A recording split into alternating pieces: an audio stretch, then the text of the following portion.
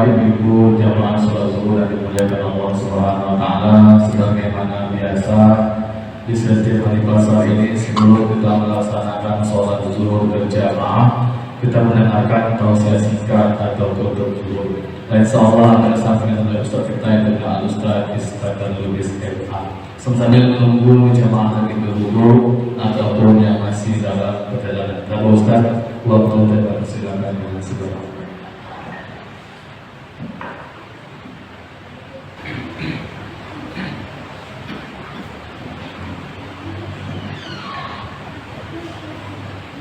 Bismillahirrahmanirrahim. Assalamualaikum warahmatullahi wabarakatuh. Waalaikumsalam warahmatullahi wabarakatuh. Innal hamdalillah nahmaduhu wa nasta'inuhu wa nastaghfiruh wa na'udzu billahi min shururi anfusina wa sayyiati a'malina. Man yahdihillahu fala mudilla lahu wa man yudlil falan tajida lahu waliyyan mursyida. Amma ba'du.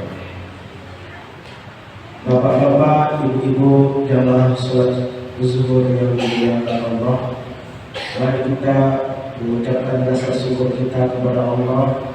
Di hari ini kita masih Allah berikan kesehatan, masih Allah berikan kita kesempatan sama-sama untuk bisa menunaikan insya Allah ibadah zuhur. Maka sebagai hambanya, ketika kita diberikan nikmat, maka jangan lupa untuk selalu berbanyak syukur kepada Allah, dan tentunya juga dilengkapi dengan melaksanakan ibadah-ibadah pada Allah. Salawat dan salam kita sampaikan ke hadirat Nabi besar kita Nabi Muhammad SAW dengan ucapan Allahumma sholli ala sayyidina Muhammad wa ala ali sayyidina Muhammad. Jamaah salat zuhur yang dimuliakan Allah, ada 3 kepastian yang telah Allah berikan kepada kita. Karena 3 hal ini tak mungkin kita lewatkan begitu saja. Pertama, yang sudah dipastikan oleh Allah, yaitu tentang rezeki kita. Siapapun kita, apapun jabatan kita, apapun pekerjaan kita, rezeki itu sudah Allah atur masing-masing kepada kita. Allah Subhanahu wa taala ingatkan kita di dalam Al-Qur'an. A'udzu billahi minasyaitonir rajim. Bismillahirrahmanirrahim.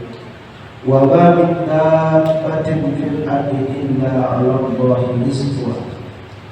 Setiap sesuatu yang berada di atas permukaan bumi Allah itu, baik itu burung-burung yang terbang di udara, baik ikan-ikan yang berada di lautan, bahkan hewan yang tak nampak oleh mata kita, apalagi kita manusia yang telah Allah berikan kita segalanya. Allah berikan kita harta, Allah berikan kita pekerjaan, dan kita disebut laqad khalaqnal insana fi ahsani taqwim. Kita ini adalah makhluk yang paling sempurna di hadapan Allah. Maka lebih pantas dan banyak lagi kita mendapatkan rezeki. Maka setelah Allah berikan kita rezeki tersebut, jangan lupa selalu bersyukur kepada Allah. Karena terkadang sebagian manusia dalam masalah rezeki ini banyak mengadukan kepada Allah. Ketika Allah berikan dia, maka dia menganggap rezeki itu kurang, rezeki itu tak cukup baginya. Padahal jamaah zuhur yang dimuliakan Allah, rezeki itu tidak hanya dipandang dari segi harta saja, tetapi dari segi lain bisa kita juga artikan. Kita sekarang mempunyai keluarga yang sayang kepada kita, istri kita taat kepada kita, anak-anak kita sayang kepada kita, mudah diatur. Itu juga bagian dari rezeki. Saat ini badan kita sehat, badan kita kuat, dapat kita melangkahkan kaki untuk melaksanakan sholat zuhur. Ini juga merupakan rezeki yang diberikan Allah. Bahkan saat ini kita masih berpegang teguh dengan agama Islam kita ini. Kita tidak tergoda oleh rayuan orang-orang di luar sana. Kita selalu menjaga keimanan kita, maka ini juga termasuk dari bagian rezeki yang Allah berikan kepada kita. Maka terhadap rezeki ini, orang yang beriman disuruh untuk mencari rezeki yang halal, supaya itu nanti bisa membuat kita lebih mendekatkan diri kepada Allah. Kemudian yang kedua yang selalu pasti akan diberikan kepada kita adalah al-maut, yaitu kematian. Siapapun orangnya, baik dia besar maupun kecil, maka Allah pasti nanti akan panggil dia.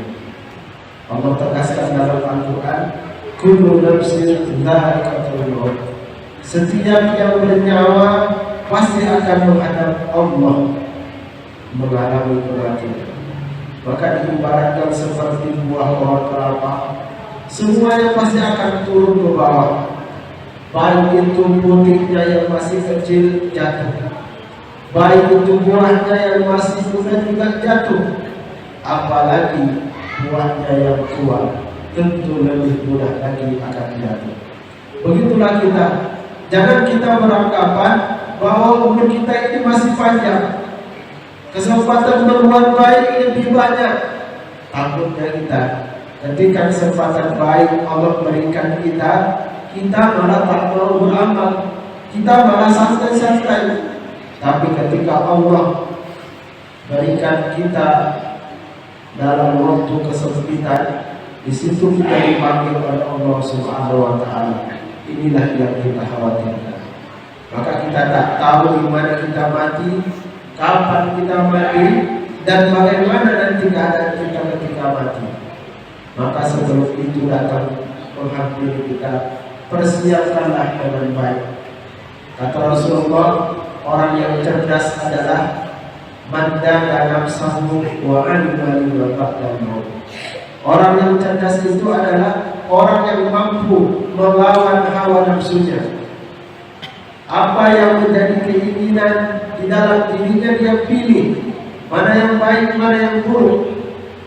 Kemudian dia siapkan bekal menuju kampung akhirat. Mereka itulah orang yang cerdas di hadapan Allah. Kemudian yang terakhir, yang pasti juga akan datang kepada kita adalah yaitu takdir kita. Allah Subhanahu wa Ta'ala juga sebutkan dalam Al-Quran, inna kulla syai'in khalaqnahu biqadar. Sesungguhnya setiap sesuatu itu telah kami takdirkan, baik dia takdir yang buruk, baik takdir yang baik. Kalau takdir yang baik mungkin semua kita pasti bisa menerima, tetapi terkadang takdir yang buruk sebagian orang tak bisa menerima. Maka takdir ini dibagi dua. Pertama, takdir yang mutlak, yang pasti ditetapkan Allah dan tak bisa kita ubah.